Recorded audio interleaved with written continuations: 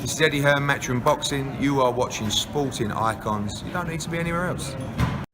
Okay, so the WBA have released their new rankings for the month of November, up and down their weight divisions, of course. They're always the first out the blocks before any other sanctioned body, so big up to them for that one. But I shall be blasting them as this video goes along, and you shall be finding out why. Anyway, I'll go through their new top 15 in the heavyweight division, see what changes that they have made since last month, see what fights recently happened, what fights are coming up, as I do with all the sanctioning bodies. So if you are a boxing fan, please click that subscribe button. It's free, it's brilliant. You don't have to agree with my opinions, but you're a boxing fan, correct? Click that subscribe button if you don't mind. Thank you very much. And if you're feeling a little bit more adventurous, click that join button for those of you who are subscribed as well. Go check out the options on there. You can have your name at the beginning of each and every video in the credits, right the way through. I've even opened up sponsorship, which is something that I said that I'd never do, but I have done it now. Okay, so go check out that. Click the join button. So I'm going to go through their new top 15, as I always do each and every month, and we'll have a bit of a nitter-natter about it. Nitter-natter. Anyway, so Oleksandr Usyk is the WBA Super World Heavyweight Champion, Unified Champion at that. The regular World Heavyweight Champion is Manuel Charr, unbelievably. Number 1, Deontay Wilder. Number 2, Bakole. Number 3, Anthony Joshua. Number 4, Arslanbek Makhmudov. Number 5, Lenier Perot. Number 6, Big Baby Jarrell Miller. Number 7, Daniel Dubois. Number 8, Jared Anderson.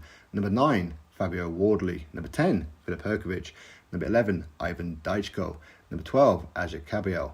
Number 13, Jonathan Guidry. Number 14, Justice Hooney. And number 15, Frank Sanchez. So that is a new top 15 for the WBA. Now, before we start getting into some changes, each time I do these kind of ones, I always get asked, why is Tyson Fury not here? Well, it's because he's the WBC World Heavyweight Champion. Shouldn't really be ranked anywhere after that last performance against Francis Ngannou. But hey, anyway, that's the reasons why he's not here, okay? He's with the WBC.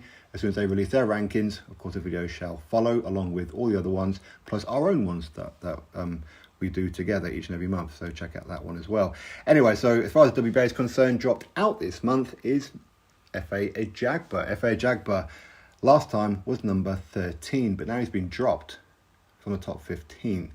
In fact, he does have a fight coming up this weekend against Joseph Goodall. Joseph Goodall is 10 wins, 1 defeat, 1 draw. That 1 defeat was to Justice Hooney. So quite why the WBA have dropped Fahjagar, I'm not too sure. But because he's been dropped, it means that there was a vacancy in the top 15. Number 14, Justice Hooney. Now, Justice Hooney, last time out, he defeated Andrew Tabiti. Andrew Tabiti had only lost once before, and that was against Dortigas in the World Boxing Super Series, for those of you who watched that one in the Cruiserweight division. So Justice Hooney is now 8-0, which, for him to be taken on and defeating Andrew Tabiti in a very good fight, I watched that one, it's fantastic. So the lad from Australia is doing fantastic. So congratulations to Justice Hooney. Now, as far as Justice Hooney is concerned, you know what? I wouldn't mind seeing him take on, say, number 8, Jared Anderson. That'd be interesting, wouldn't it? Justice Hooney versus Jared Anderson. Matchroom versus Top Rank. Why not? Or, if not, we can see Jared Anderson versus Fahjagar. That'd be good. Anyway, so fighters who have fought this month, of course, you have to look at number 9, who's been boosted up by a couple of positions, is Fabio Wardley. Now, this past weekend on the Tyson Fury Francis Ngannou undercard in Saudi Arabia, he took on and defeated British heavyweight David Adelaide. That one had a bit of a beef to it, and as I predicted, Fabio Wardley would get him out of there. And that's ultimately what he did. So fantastic for Fabio Wardley, no doubt about that. Now, going forward, if he wants to keep that British Heavyweight Championship, of course he's got the Commonwealth now as well. But if he wants to keep the British title in his trophy cabinet rather than hand it back at some point, he has to defend it 2 more times. Now, he did say that he will be looking domestically for at least 1 more fight, and he did mention the name of Fraser Clark. So that would be good. That's a fight that could have happened, should have happened a couple of months ago now. But listen, we all know why. But I'd like to see that fight. That would be a very, very good fight. Fraser Clark versus Fabio Wardley, or Fabio Wardley versus Fraser Clark is what I should say.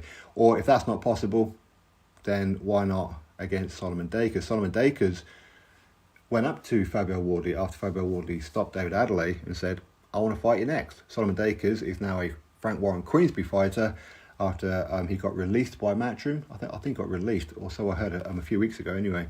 But either way, he's the English heavyweight champion.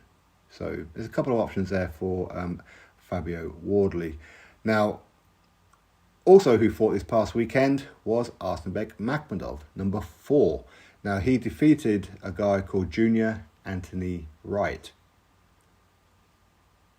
He blasted him out there in 1 round, is what Makhmudov did. Now, I did an interview with Arsenbek Makhmudov about 2 weeks before he got announced that he was going to be fighting on the Saudi Arabian card for Tyson Fury, Francis Ngannou in Saudi Arabia, I should say. And he said he would love to fight on that card in Saudi Arabia. And then look what happened. Now, I'm not saying I had anything to do with that, although the promoter or the guy who runs the events in Saudi Arabia now, in Turkey Al-Sheikh, I am actually one of the very few that he actually follows on social media, so who knows, right? Who knows? Turkey, give me some money. Anyway, so Arslanbek Makhmudov, he's victorious there. And I'd love to see him take on Martin Bakole, because that would be currently on here, number 2, Martin Bakole, versus number 4, Arslanbek Makhmudov. For me, that's a fight that I felt should have happened on that card, as both of them were on that card. And I've been calling for that fight for quite a few months now. Quite why it hasn't happened, who knows. But anyway, speaking of Martin Bakole, the number 2 on these rankings, he also fought on that very same card against Carlos Takam. Of course, he stopped Carlos Takam in round number 4, and he came into that fight weighing 300 pounds, or just under 300 pounds. As it turned out, he was injured, which is why he couldn't train. That's why he's quite so heavy. But the fact that he got rid of a Carlos Takam in 4 rounds, it was quite impressive considering he was injured and didn't do too much training. And of course, he did actually eat a bee. At some point in that fight, apparently a bee flew into his mouth, and he kind of like swallowed it, and it stung him. Hey, when you're 300 pounds, you're hungry, right? What can you do? But either way, Martin Bakole, he defeated Carlos Takam, and of course he was going to defeat Carlos Takam. For me, that was a pointless fight. He's 42 years old. He's been knocked out by Derek Chisora, Anthony Joshua, and Joe Joyce, and Alexander Povetkin, beaten up by Arsenbek Makhmudov and Joseph Parker and whatever else. So of course he was always going to win, but hey, if that's the only fight that was available to him, as Carlos Takam did call him out, why not? But as I said before, I'd like to see Martin Bakole take on Arsenbek Makhmudov. For me, that would be the kind of fight that I would really love to see. But at this point, to be honest with you, with the way Bakole's going, taking on the Takams and the Ukrainian Hulks and everything, you know what? Just looking at these rankings, I'd be quite okay with him taking on number 6, Big Baby Jarrell Miller. Why not? I mean, Miller's undefeated and he's ranked quite highly. And in fact, Miller was supposed to have taken on Manuel Charr, but they couldn't get the fight over the line for some reason, which that would have put Miller straight into title contention. So quite why that fight didn't happen, I don't know. But Martin Bakole should certainly be looking at a Big Baby Jarrell Miller, even if it's just a tick over fight if necessary, however.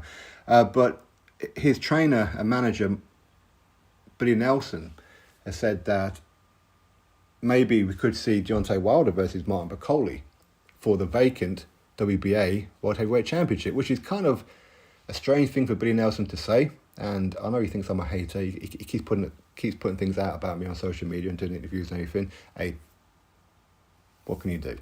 But Martin Bakole versus Deontay Wilder, yeah, you know what, I would love to see that fight. But it's unrealistic. Firstly, Wilder won't take that fight. Of course he won't. Sky won't be able to pay the kind of money that he wants.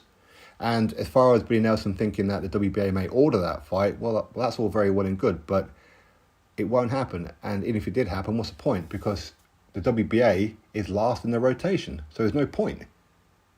Absolutely no point in that fight right now.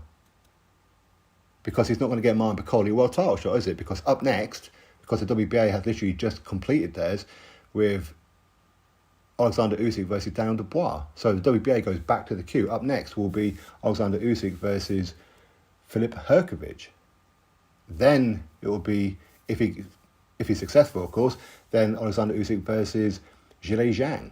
And don't forget, you've got 2 fights with Tyson Fury in between there as well. So if Martin Bakole wants that WBA, then he's going to be waiting a good 2.5 years. So if I'm Martin Bakole, if he wants to stick with the WBA, go for Manuel Charr. Manuel Charr is is next in the rotation after Zhili Zhang currently because he's the WBA regular world heavyweight champion. He shouldn't be there. But if I'm Ben Shalom, if I'm Boxer, Sky Sports, I'm trying to get that fight. So go speak with Frank Warren. Apparently he's a Queensberry fighter now. So go speak with him, get that fight on, pick up that WBA regular belt, and then you're in line. So fighting Wilder won't get you a title shot, but fighting Manuel Charr currently will. But if he wants to do it a little bit quicker, rather than wait 2.5 years for a legitimate world title shot outside a regular belt, well, Perkovich is up next for the winner of Oleksandr Usyk and Tyson Fury. But if, of course, if that fight doesn't happen, then of course you're going to see Usyk versus Perkovich next. Perkovich said he wants to fight Martin Bakole, so get that fight on. Why not? Anyway, so that's Martin Bakole. I suppose looking down this list, we can point out, say, number 13, Jonathan Guidry. Now, Jonathan Guidry, he's going to be fighting, I think it's actually this weekend. It's got on, also on that card is Martin Bakole's brother, the former WBC Cruiserweight World Champion, Ilunga Makabu. Some of you will remember him. He lost to Tony Bellew when Tony Bellew became WBC World Heavyweight Champion. World Cruiserweight Champion, my bad. And also on that card as well will be Trevor Bryan. Who the hell wants to see Trevor Bryan? I don't. But Jonathan Guidry, he's going to take on a guy called Jesus Escalara, 19-0. But if you open up his record, there's nobody there that I don't think you're going to recognise at all. They're all journeymen or whatever. But this is just a pattern of the record. And it is what it is. Jonathan Guidry is a Don King fighter. That's why Jonathan Guidry is currently ranked in these WBA rankings. But, I mean, I don't want to be mean, but Jonathan Guidry looks like he should be on the set of Texas Chainsaw Massacre, like he's a distant cousin of Leatherface, or, I don't know, maybe the distant cousin of the crew of House of 1,000 Corpses. Stop it, you lot, all right? Just stop it. That's just mean. Anyway, that is Jonathan Guidry. We'll have to wait and see how he gets on this weekend. I'm sure he's going to win against a guy with a very, very padded record.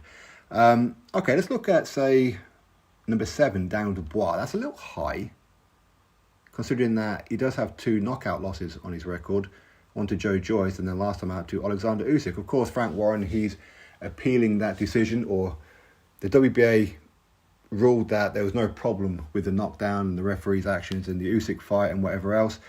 But Frank Warren, Queensberry, Dan Dubois are appealing that decision. So we'll have to wait and see how that turns out. I wouldn't imagine it will too much is going to come from it. I really don't. I think that's just Frank Warren's way of getting Dan Dubois in there. But if Manuel Charr is the WBA regular world heavyweight champion, well, he is. But if he is a Queensberry fighter, then that's an in-house fight. Very easy fight to make. But of course, last time out, Dan Dubois didn't look good, did he, against Oleksandr Usyk? Looked awful. But if not, just get that rematch on with Joe Joyce. Both of them come off knockout losses. It's the perfect fight. It really is the perfect fight. Or maybe look at, say, a Dan Dubois versus a Jared Anderson. So that would be Jared Anderson, who's number 8, and Dan Dubois, who's number 7 on these rankings. That would be good. Although, speaking of Jared Anderson, apparently him and Frank Sanchez have been calling each other out. Let's get that one on. Okay, so let's talk about, say, who you want to talk? Okay, number 3, Anthony Joshua. Now, he wanted to fight this year, but with different things going on and whatever else, that isn't going to happen. He's been wanting to fight Wilder for a long time. The Saudis offered both Wilder and Joshua the money, and both of them accepted, so full credit to both of them. And then they had a changing of the guard in Saudi Arabia. New people in charge. So that fight pretty much got pulled while they concentrate on other ones. But maybe they can resurrect it. Who knows? If not, then we've already heard Eddie Hearn talking about Anthony Joshua versus Francis Ngannou. Of course, that's a big money fight for both of them. I'm sure that's a fight that the Saudis will have to put on if they want that Saudi gold again. And hey, listen, if it's good enough for Tyson Fury, it's good enough for Anthony Joshua, right? Tyson Fury, WBC World Heavyweight Champion. Anthony Joshua is not a champion. So Joshua's not holding up anything. And maybe he'll do a number on Francis Ngannou in the way that Tyson Fury should have done. Or maybe Francis Ngannou is just really good, and maybe he'll smooth out Anthony Joshua. You never know, do you? You never know. Okay. Or if not, with Anthony Joshua, why not look at these rankings and go number 10, Perkovich. So that's number 3 versus number 10.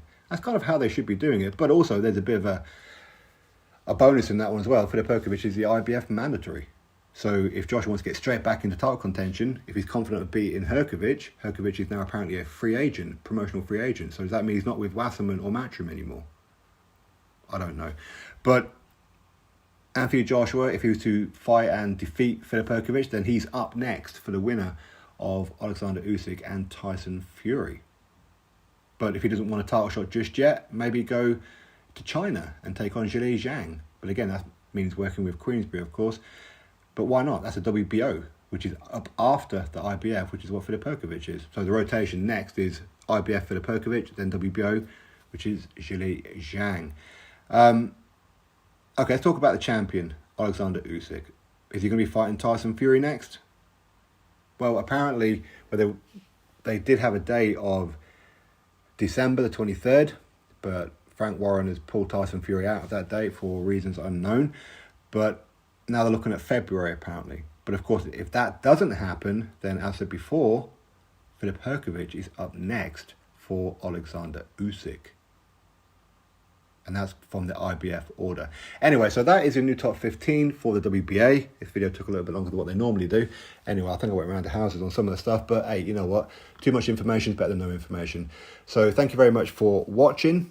I appreciate all of you. And I'll catch you all in the next video. Subscribe.